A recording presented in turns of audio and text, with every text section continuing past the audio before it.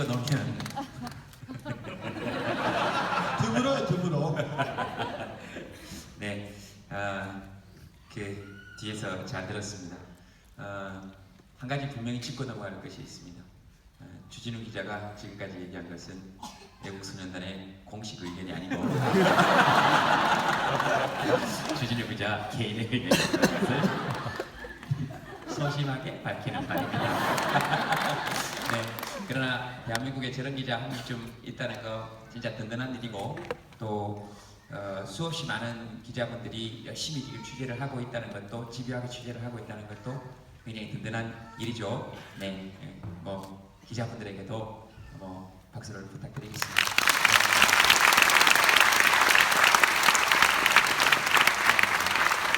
그리고 검찰의 본래 목적은 거악의 척결이죠.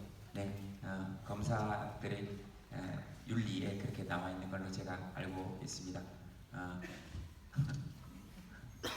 만시지탄이나마 거악의 척결에 나서고 있는 정의로운 검사들에게도 여러분 큰 박수를 부탁드리겠습니다. 그렇다고 이렇게 얘기하자고 해서 우리가 늘 정의로운 것은 아니죠. 그죠? 우리도 이렇게 뒤집어 보면 그런 거 있잖아요. 사람이 살다 보면 이런 얘기를 막 하면서도 순간순간 우리라고 이런 얘기를 할 자격이 있나? 이런 생각이 들 때가 가끔 들잖아요. 그죠? 근데 그런 마음이 작동하는 것 자체가 저는 그 찌질함 속에서 정의로움을 발견해 나가는 과정. 그리고 우리의 하찮음 속에서 위대함을 발견해 나가는 과정. 그리고 그들이 하찮게 여겼던 우리가 사실은 정말로 위대한 사람들이다라는 것을 발견해 나가는 과정이다라고 저는 생각합니다. 우리가 공자나 맹자나 예수님처럼 살 수는 없죠. 그러나 가끔 제가 예수님의 말씀대로 살아보니까 왜 예수님이 그런 말씀을 하셨는지 이해가 되는 대목들이 몇 개 정도는 있어요. 예를 들면 오리를 가자고 하면 심리를 가주라. 이게 무슨 말인지를 도저히 모르겠더라고요. 근데 오리 끌려가다가 자 심리 갑시다. 기왕 이렇게 된 거 하면 누가 주인입니까? 자기가 주인인 거죠. 그쵸? 오리 끌려가 버리고 아이고 이러면 늘 이 사람한테 끌려가는 사람이 되니까. 그래서 저는 지금까지 대한민국 국민들이 참고 참아서 기성의 정치인들이 하는 대로 끌려갔다면 지금 이제 드디어 광장에서 우리가 대한민국을 심리로 끌고 가는 우리가 주인이 되는 과정을 겪고 있다 이렇게 생각합니다. 네. 엄청나게 혁명적 변화 속에 여러분들이 정말로 큰 역할을 해내고 있다. 도쿄에서는 지금 시위가 벌어지고 있지 않죠. 그죠? 그만큼 이렇게 끌어모으고 있는 과정이라고 생각합니다.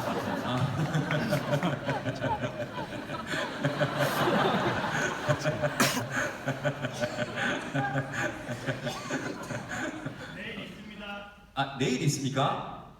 그렇습니까? 이 보세요. 내가 조금만 더 참았어야 하는 거예요. 제가 조금만 더 참았어야 하는 거예요.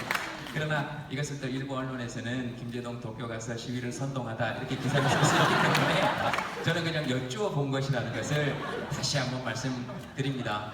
그 다음 누군가가 선동하면 선동된다라고 생각하는 그런 사람들이 자기를 종으로 전락시키는 것이라고 생각합니다.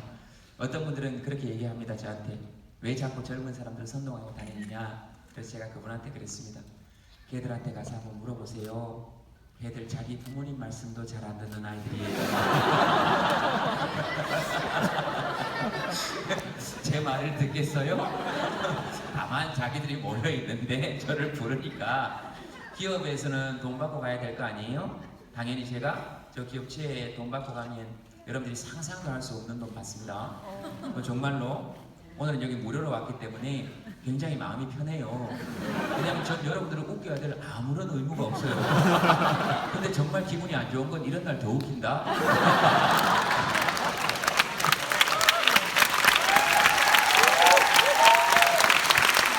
왜냐하면 마음에 부담이 없기 때문이죠. 그리고 제가 여러분들과 이야기를 할 때 꼭 말씀드리고 싶은 것은 앞에서 얘기하는 사람들이 있는 쪽이 무대가 아니거든요. 제가 톡투유 가면 그 어떤 기자분들이 그렇게 물어요. 저한테 제일 많이 하는 질문이 두 가지입니다. 첫 번째는 왜 자꾸 그렇게 무대 밑으로 내려가느냐. 그래서 제가 그랬습니다. 기자님, 거기는 무대 밑이 아니고 거기가 원래 무대입니다. 거기가 원래 무대입니다. 그렇죠? 그리고 아까도 말씀드렸지만 이제 전문가의 시대는 끝났습니다. 그리고 너희들은 학생은 공부나 하고 아빠 엄마는 집안일을 하고 직장 다니는 사람은 직장 일이나 하고 정치에는 관심을 꺼라 하는 게 그런 것이 가장 정치적인 이야기라고 저는 생각합니다. 우리 공동체의 규약을 만들어내는 일에 우리가 관여하지 않는다면 과연 우리 공동체가 어디로 갈지 생각해 보아야 되는 문제가 아닌가 그런 생각해요. 그리고 가끔씩 청년들이 저한테 그렇게 얘기합니다. 이건 어떻게 해야 돼요? 저건 어떻게 해야 돼요? 물어볼 때마다 제가 하는 이야기가 있습니다. 저는 남의 인생에 개입할 생각이 저만큼도 없습니다. 그리고 저는 기본적으로 아프니까 청춘이다 이런 말을 믿지 않아요. 아프면 중년이에요. 아파요. 그것도 이유가 없이. 그게 사람을 너무 힘들게 해요. 여러분 진짜 아픈 게 어떤 건 줄 아세요? 오도 가도 못하는 게 아픈 거예요. 예를 들면 이런 겁니다. 앉으면 무릎이 아프고 일어나면 허리가 아파요. 그래서 앉기도 그렇고 서기도 그래요. 그게 힘든 거예요. 운동을 하면 한 대가 아프고 안 하면 안 한 대가 아파요. 그래서 하지도 못하고 안 하지도 못하고. 그게 중년이에요. 텔레비전을 켜놓으면 시끄럽고 끄면 외로워요.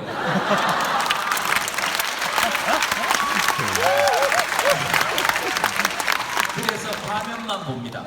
사람이 좀 얼른얼른해야 잠이 오니까. 무슨 말인지 알죠? 그래서 제가 청년들하고 대화를 할 때는 제가 답을 제시하는 것이 아니고 스님이나, 그래서 저는 강의나 강연이라는 표현을 쓰지 않고 만민공동회 또는 대화라는 표현을 쓰는 것이죠.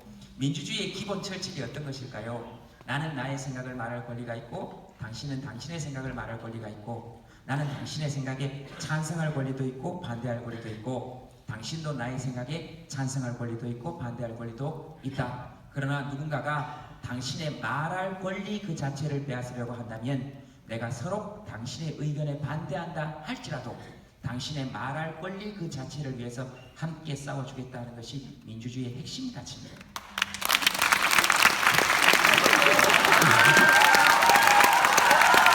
그것이 우리 헌법 21조의 가치이기도 합니다. 표현의 자유, 헌법 21조입니다. 집회, 결사, 표현의 자유. 그런 것이죠. 그것이 우리의 헌법상의 권리이기도 합니다. 그래서 저는 사람들이 이야기를 하거나 청년들이 이야기를 하면 고민을 이야기하면 스님이나 시무님들처럼 명쾌한 답을 내려드릴 수는 없어요. 그런 생각도 없고 왜? 내가 사는 게 너무 힘들기 때문에. 근데 다만 저는 그런 건 해드릴 수 있어요. 어떤 사람이 어떤 고민을 이야기하면 저는 그것보다 훨씬 더 깊은 저의 고민을 이야기했어요. 내 고민은 별게 아니구나 이런 생각을 느끼게 해드릴 수는 있어요. 이따가 질문 받으면 제가 그렇게 해드릴 테니까 어떤 고민인지 한번 내놔보세요. 외로운 고민을 이야기하면 제가 외로움의 끝을 보여드릴게요. 아, 내 외로움은 외로움이 아니었구나 할 때까지 제가 펑펑 울면서 얘기할 자신이 있어요. 그 다음에 연애 고민 이런 거 정확히 저한테 이야기하세요. 속으로 그런 생각이 들죠. 네가 이런 생각이 들 거예요. 그러나 여러분들은 그걸 잘 생각하셔야 됩니다. 여러분들 절에 가시면 연애 상담 누구하고 합니까? 스님하고 합니다. 여러분 성당 가시면 연애 상담 누구하고 합니까? 신부님하고 수녀님하고 합니다. 다 혼자 사는 사람들이에요. 왜 그럴까요? 혼자 살기 때문에 여유가 좀 있어요. 그 다음 성공은 가장 멍청한 스승이고 실패는 가장 위대한 스승이라고 했습니다. 성공한 것들에게서는 크게 배울 게 없어요. 그리고 들으면 배 아파요. 그리고 속으로 어떤 생각이 듭니까? 니 잘났다. 그런 생각이 들잖아요. 그래서 만약에 연애에 성공한 사람이 와서 연애 강의를 하면 거기에서 배울 게 있을까요? 없어요. 지가 잘나서 그렇게 됐겠지. 만약에 연정훈 씨가 여기 와서 한가인 씨와의 결혼 성공담을 이야기하면 그게 연애 성공담이라고 여러분들 귀에 들어오겠어요? 배울 게 있겠습니까? 한참 없어요. 근데 저한테 물으면 저희 정말 수많은 실패의 경험담을 통해서 여러분들은 가지 않고 성공할 수 있다.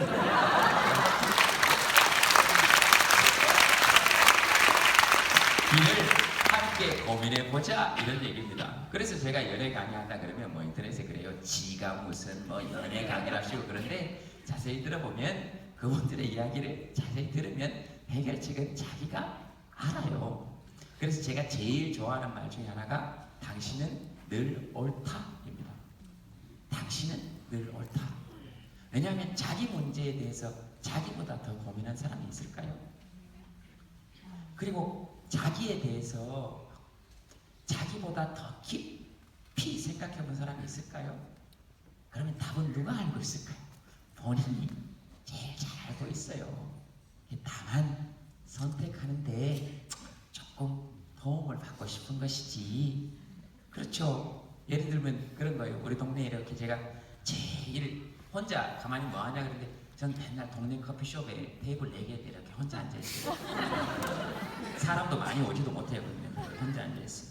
그 다음 그 밖에 나가서 이렇게 담배 피우고 어른들 계신데 좀 죄송합니다. 담배를 아직 못 끊었어.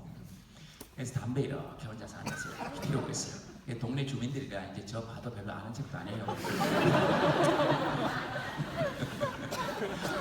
그래서 제가 담배 이렇게 피우고 있으면 동네 그 친한 고등학생 아이들이 있어요. 중고등학생 아이들.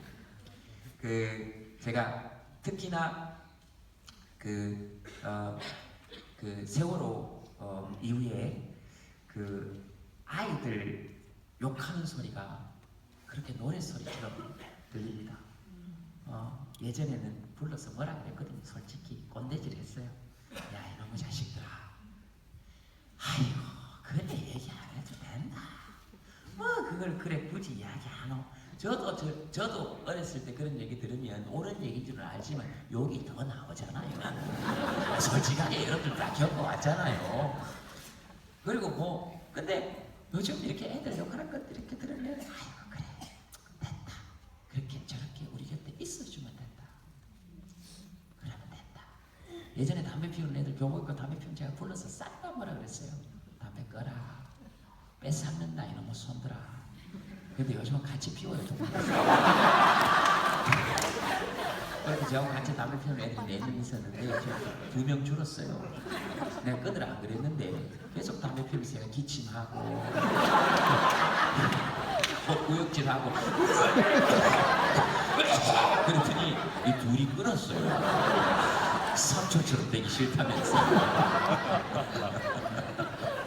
지금 둘도 지금 전자담배로 바꿀까 고민하고 끊으라고 얘기 안 했어요. 근데 아이들이 기왕 피운 거 뭐 어떡하겠어요. 근데 같이 피우고 얘기하고 그러다 보니 좀 덜 피워요. 얘들이 삼촌 담배 좀 끊어라. 그래서 너부터 먼저 끊어라. 뭐 그런 얘기하면서 싸우고 그래요. 근데 어쨌든 2명이 끊게 만들었으니까 그런 목적은 없었지만 끊게 만들었으니 좋은 일이잖아요. 저는 한국의 교육 방향도 좀 이야기가 또 딴 데로 세지만 그런 방향으로 가야 된다고 생각해요. 아이들 자꾸 사교육 보낼 생각하지 말고 아이들이 진짜 집에서 제일 많이 해서 고민되는 게 뭐예요? 게임이잖아요. 그죠? 애들이 게임을 공부처럼 하면 정말 좋겠죠? 그죠? 그러면 방법을 생각해보면 간단하죠. 애들이 왜 게임을 하나? 왜 게임하겠어요? 부모가 말려서 하는 거예요.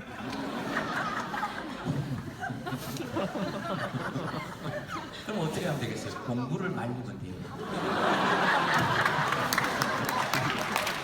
진짜 한번 해보세요. 그럼 게임은 왜 재밌을까요? 애들한테 게임 왜 하냐 물어봤더니 첫 번째로 나온 게 재미일 것 같죠? 아니요. 애들한테 물어봤더니 첫 번째로 나온 게 친구예요. 게임에 친구가 있거든요.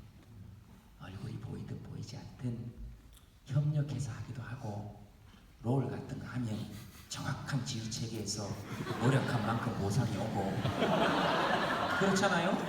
그렇죠? 그리고 위계 질서도 정확해지고 그 다음에 그게 영원히 가지도 않고 그렇잖아요.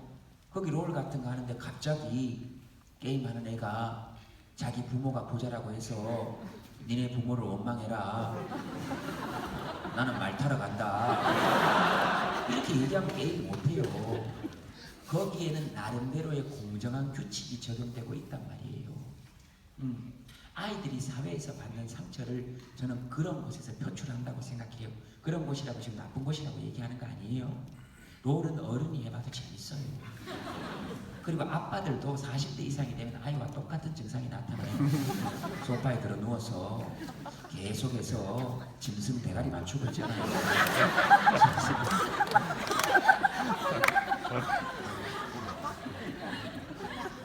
애니팡 그 짐승 대가리 맞추는 거잖아요.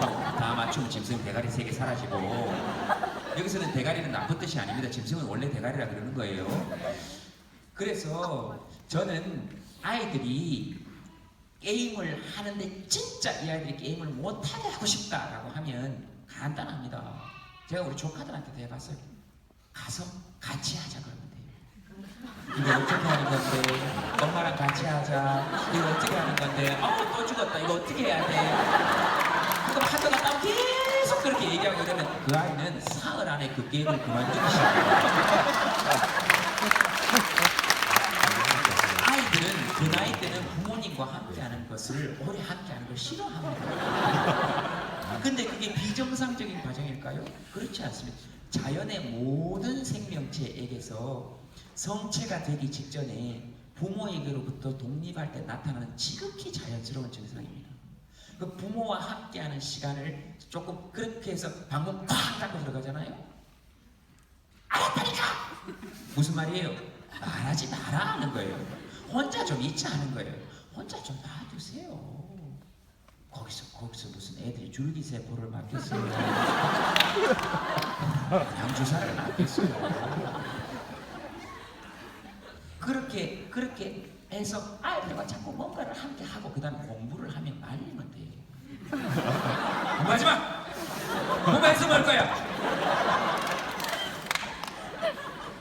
어차피 대학은 그렇게 들어가는 게 아니야.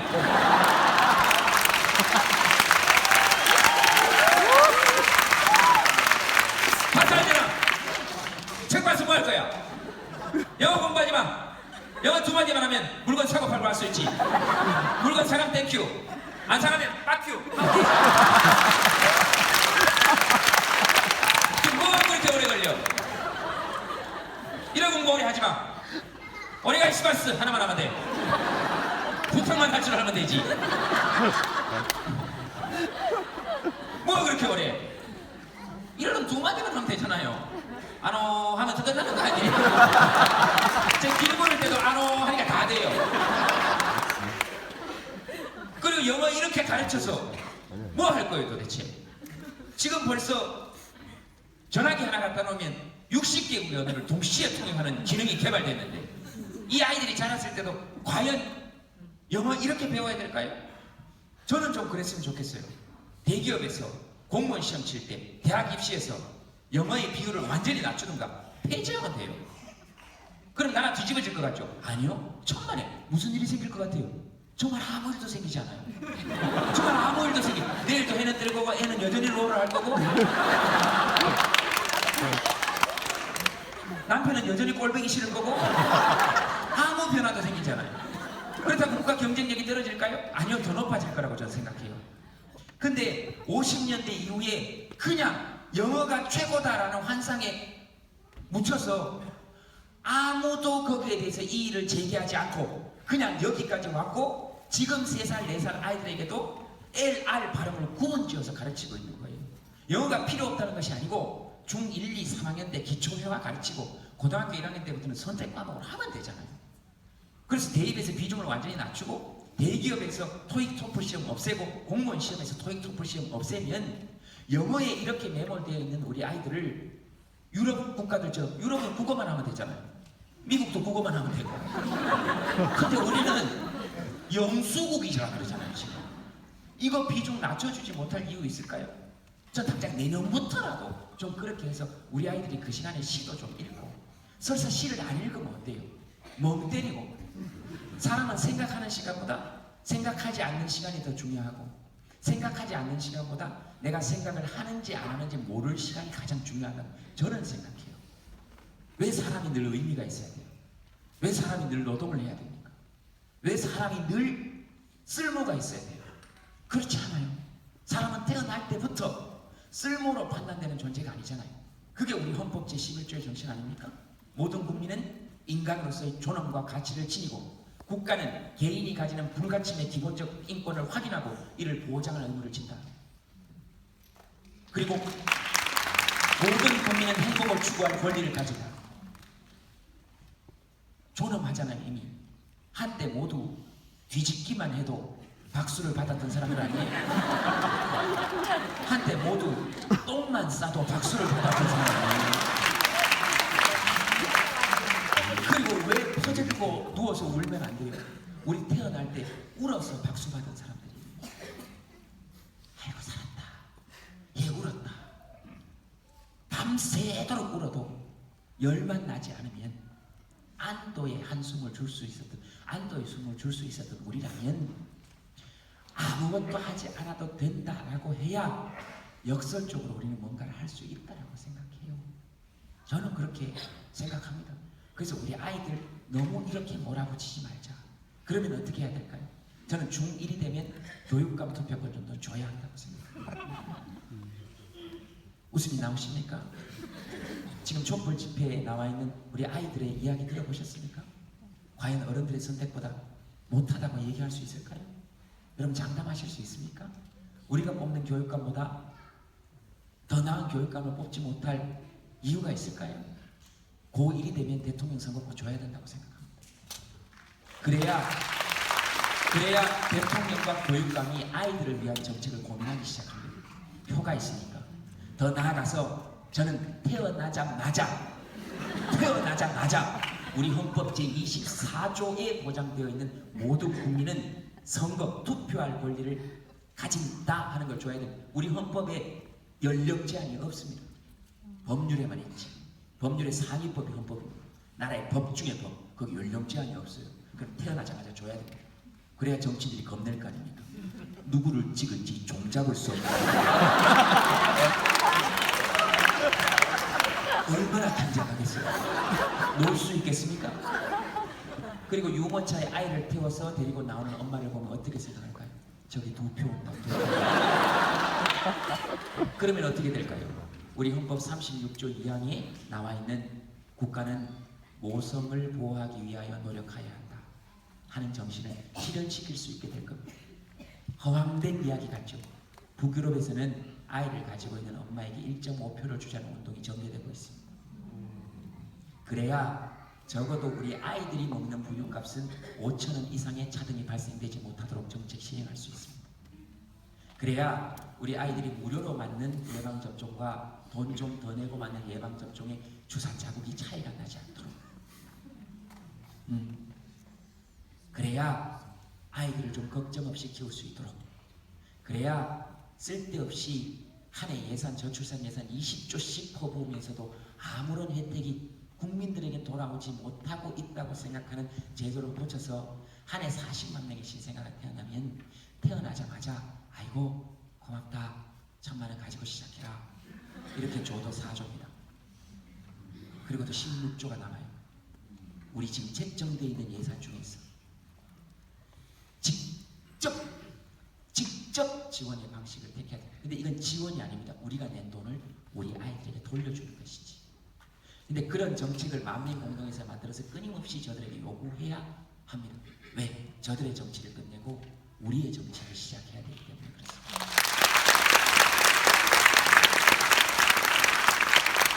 그렇게 해서 국가의 돈의 두 축, 조세와 재정 어떻게 걷고 어떻게 쓰느냐. 그럼 조세, 재정에 있어서 그들을 위해서 쓰는 게 아니라 우리를 위해서 쓸 수 있게 해줘야 됩니다. 그렇게 감시해야 우리 딸 아들한테 먹을 거 주고 혜택을 주지. 그렇게 감시하지 않으면 지들 딸에게 말 사주는데 그 돈을 다 쓴다. 말은 또 뭔 잘못이 있습니다. 저는 그래야 된다고 생각합니다. 이 뭐 딴 얘기하다가 어느 뭐 얘기하다가 이쪽으로 왔는지 모르겠으나 돈 안 받았기 때문에 아무 얘기나 해도 된다고 생각합니다. 근데 좀 그렇게 고민한 우리가 하는 이야기들, 오늘도 지금 도쿄에서 열리는 만민공동회라고 저는 생각합니다. 여기에서 나오는 여러분들의 이야기가 정책이 되고 그 정책을 정치인들에게 이야기할 수 있고, 왜냐하면 우리 헌법 제26조, 우리 헌법 제25조에 공무당임권이 있고 우리 헌법 26조에 청원권이 있습니다.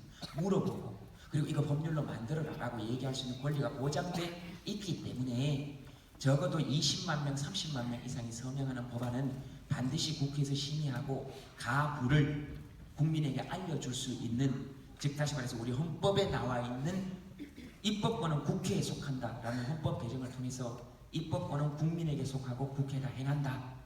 이런 방식으로 바뀌어야 한다라고 저는 개인적으로 생각합니다. 그래야 우리 사는 게 나아지고 자부심이 생길 수 있습니다. 그 다음에 지금 일본에 우리나라 돈으로 최저임금 10,000원 원래 처음으로 넘어갔죠. 그렇죠? 우리나라도 그렇게 돼야 됩니다. 근데 이제 5,580원에서 6,030원을 올리는데도 그렇게 500원 올리는데도 그렇게 뭐가 국가 경제 위기 기업하는데 지랄을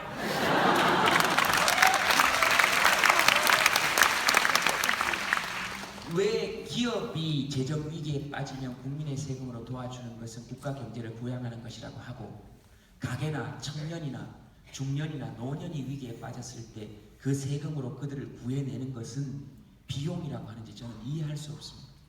경제의 원래 뜻이 뭡니까? 경세재민입니다. 세상을 경영하고 재민, 사람들을 구해낸다는 것이 경제의 원래 뜻입니다. 그리고 우리 재헌헌법 제84조에 보면 대한민국 경제의 기본 목표는 모든 국민이 생활에 필요한 기본적 수요를 충족하고 국민 생활의 균등한 향상을 기하는 것이 대한민국 경제 정의의 목표라고 했습니다. 그러면 사람들이 어려울 때 도와야 하는 것이 우리 대한민국 경제의 원래 뜻입니다. 그 구조적 잘못을 바로잡는 것이. 그러면 6,030원으로 지금 올려놓고 자영업자들이 실질임금 소득자보다 지금 더 소득이 낮은 자영업자들이 많으니, 자영업 하시는 분들이 많으니 6,030원 정도 아르바이트 하는 우리 아이들, 청년들에게 그 6,030원을 지급하고 그걸 들고 구청이나 주민센터에 가면 국가가 4,000원을 보조해 주면 되지 않습니까?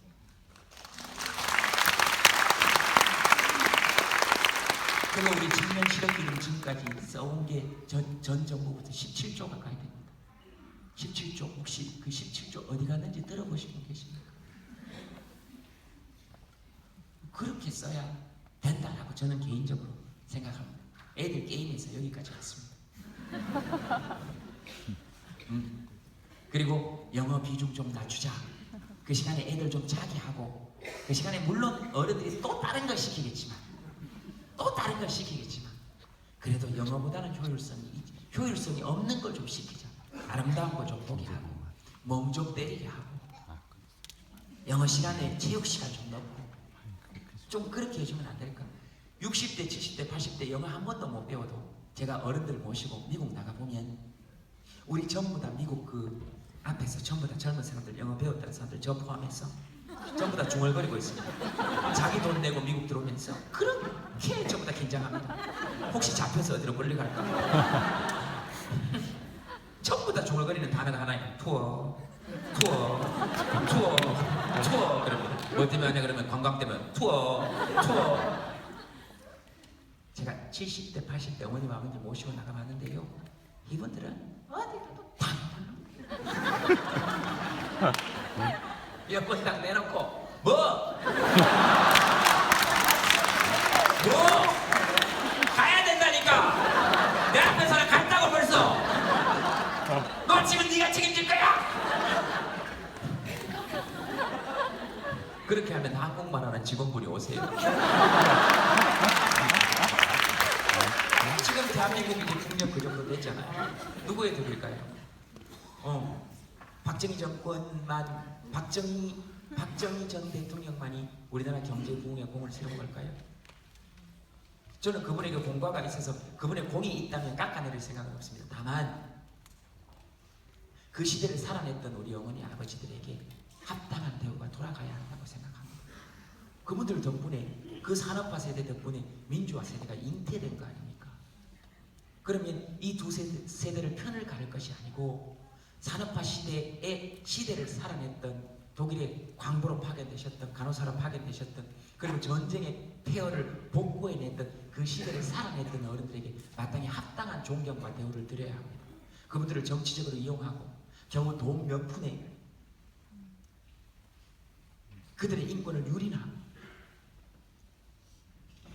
그들이 받았던 상처를 돈 몇 푼에 팔아넘긴다면 그건 그분들을 모독하는 것이죠.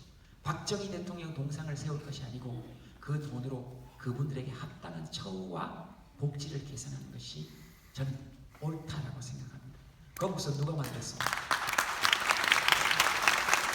거기서 이순신 장군만 만들었습니까? 아니요, 이순신 장군 부하들이 거의 다 만들었습니다. 그분들을 잊지 않는 것이 저는 진짜 심리적 복지고 그것이 진짜 민주주의의 출발점이라고 저는 개인적으로 생각합니다. 그래서 한국에서도 길 물을 때 외국 사람 와가지고 영어 하시는 분이 와서 길 물으면 30, 40대 거의 도망갑니다. 그렇게 영어 공부해놓고 어머님 아버님들 보세요. 왜 이제 광화문 그러면 손 딱 잡고 광화문까지 걸어가시지 않습니까? 걸어가시면서 계속 묻습니다. 니는 우리나라 말을 전혀 못해? 어른이 물으면 대꾸를 해야지. 대꾸를 해야지. 그런 것이 자주적 동맹입니다. 그런 것이 자주적 한미 동맹입니다. 국제관계에서는 협력하되 한반도에서의 한반도 평화에 관한 주도권만큼은 우리가 쥐겠다 하는 것입니다. 그것이 전시작품 통제권의 환수이고 광복 70주년이 넘은 이제 70살이 됐음에도 불구하고 강성한 나라를 만들어냈다면 내 몸 정도는 내가 지키겠다라고 선언하는 것이 그것이 국제사회의 책임 있는 일원이 되는 것이라고 저는 개인적으로 생각합니다. 한미동맹을 파괴하자는 것이 아니고 국제사회에서는 한미동맹을 공고히 하고 한반도 내에서의 주도권은 우리나라가 갖겠다 하는 것이 그것이 진정한 한미동맹 아닙니까? 그런 방향으로 나가야 된다고 저는 개인적으로 생각합니다. 그래서 영어에 대한 비중 조금만 줄입시다. 그래서 우리 아이들 숨 좀 쉬게 해주자 하는 게 저의 생각입니다. 그 다음 제가 시간을 벌써 이거 제가 쓸 시간이 다 썼네. 질문 받겠다는 얘기를 30분을 했네요. 몇 시입니까 지금? 8시입니까 벌써? 30분 이야기했구나. 여러분들 혹시 질문 있으시면 질문 2개 정도 받고 주진우 기자 나와서 같이 얘기하겠습니다. 질문 여러분들 중에서 혹시 질문 있거나 하시고 싶은 얘기 제일 먼저